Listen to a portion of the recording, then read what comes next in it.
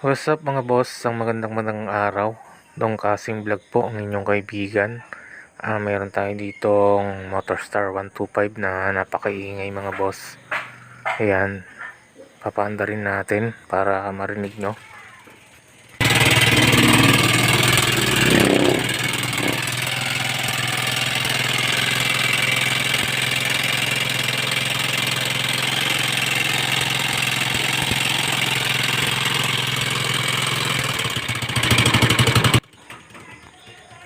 Ayan na nga mga boss, dinala dito sa atin at pinapapalitan ng rocker arms ng may-ari. So, akala niya rocker arms yung sira ng motor niya. So, ang gagawin natin mga boss, tatanggalin muna natin lahat ng mga accessories. Then, bubuksan natin tong kanyang rocker arms para makita natin kung ano talaga yung kanyang sira.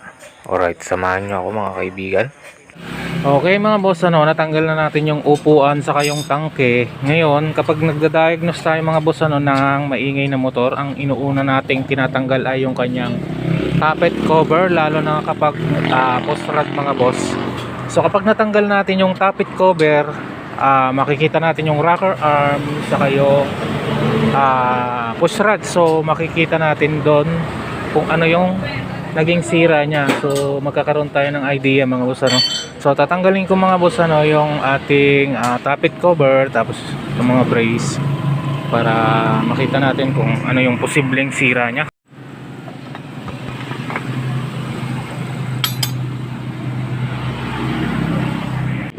Ngayon mga boss, natanggal ko na yung tappet cover.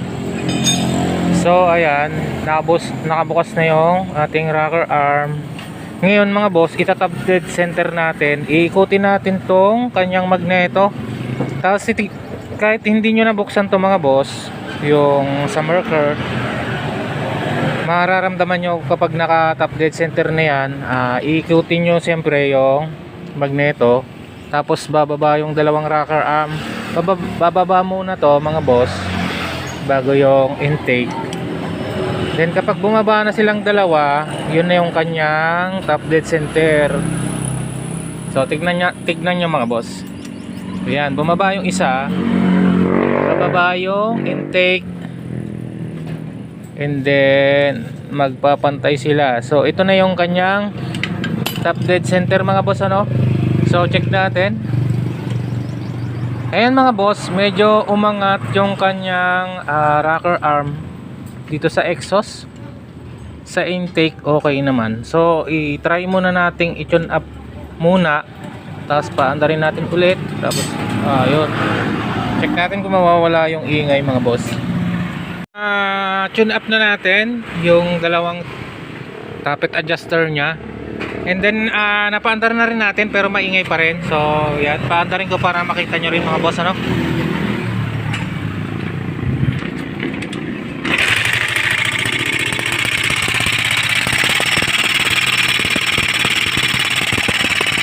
Ayan mga boss, maingay pa rin siya. So wala pa tayo.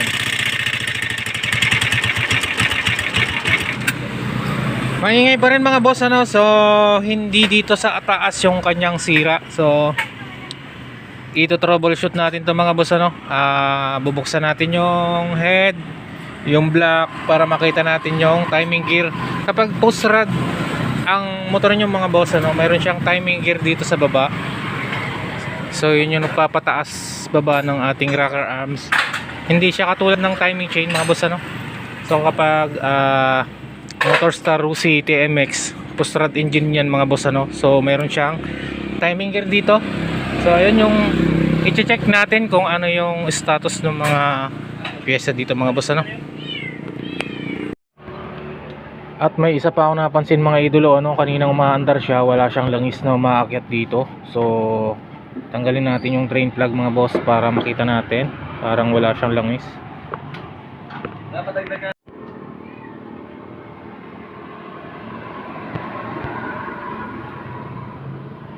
So yung mga boss, malapot na yung langis niya, tapos wala nang bumababa. Malamang may nasira dito sa kanyang timing gear nga.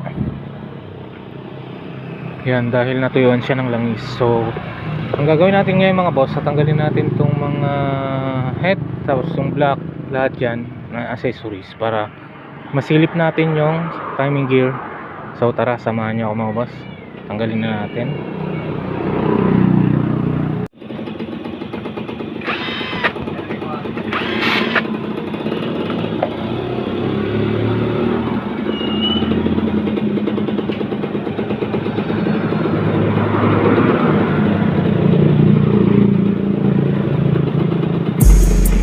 Kaya po yun, sabi ko, wala pang sampuan na. Ito.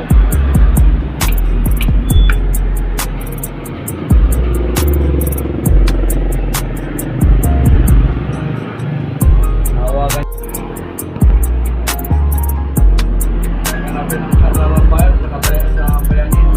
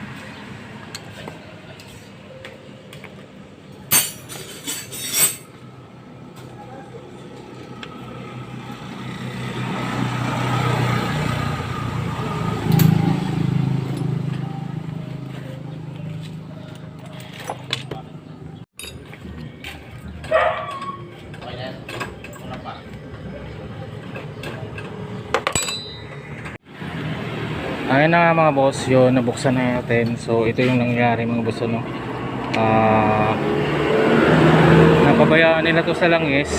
So ngayon natanggal yung busing ng timing gear, and then yung pinakang ehe ng timing gear, maluwag na siya dito sa may crankcase. So asan na? Dito kanina yun eh.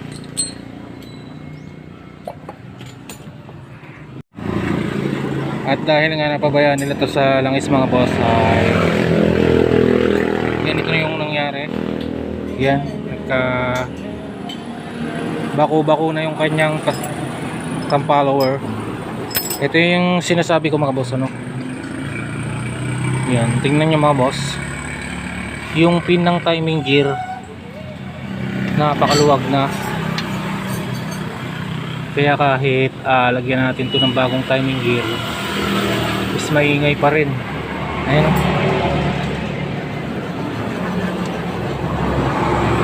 So nakikita nyo ba mga boss? Ito, parang din nyo nakikita mga boss. Yan, yan. Napakaluwag na yan mga boss. Yan. So bali ang gagawin natin dito, bibili tayo ng bagong timing gear, and then yung labas na ito mga boss, ano, ilabas niya is ispatan natin ng stainless dito para sumikip siya dito. So yun lang yung tanging paraan mga boss para mabawasan yung ingay niya. Yun lang yung naiisip kong paraan mga boss, ano.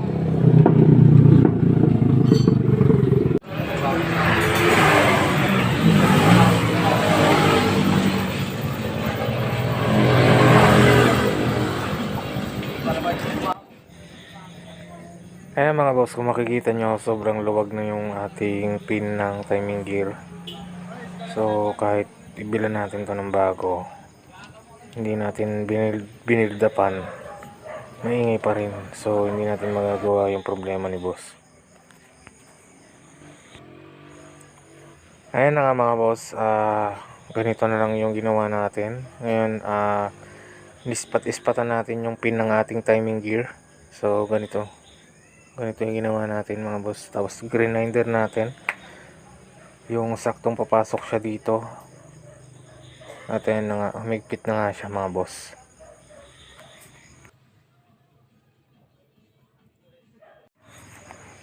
Okay mga boss, nalinis na natin yung mga pyesa natin kakabit. So nakabili tayo ng bagong timing gear.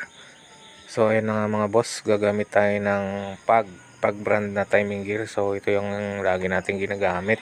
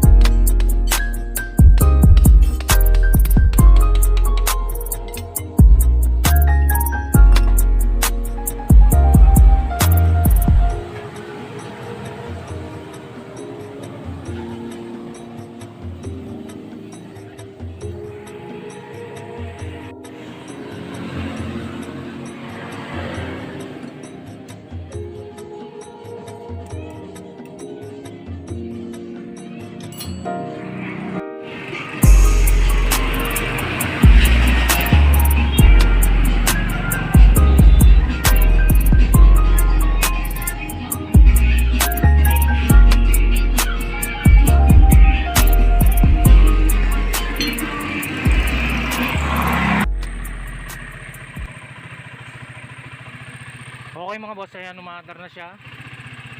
So ngayon lang natin natapos. Hapon na.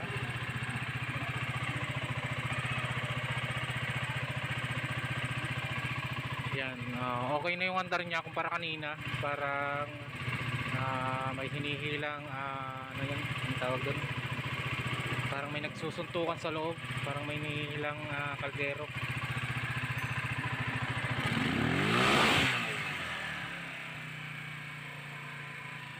So mababa, ay mataas pa yung kanyang minor mga kasama. Ganun.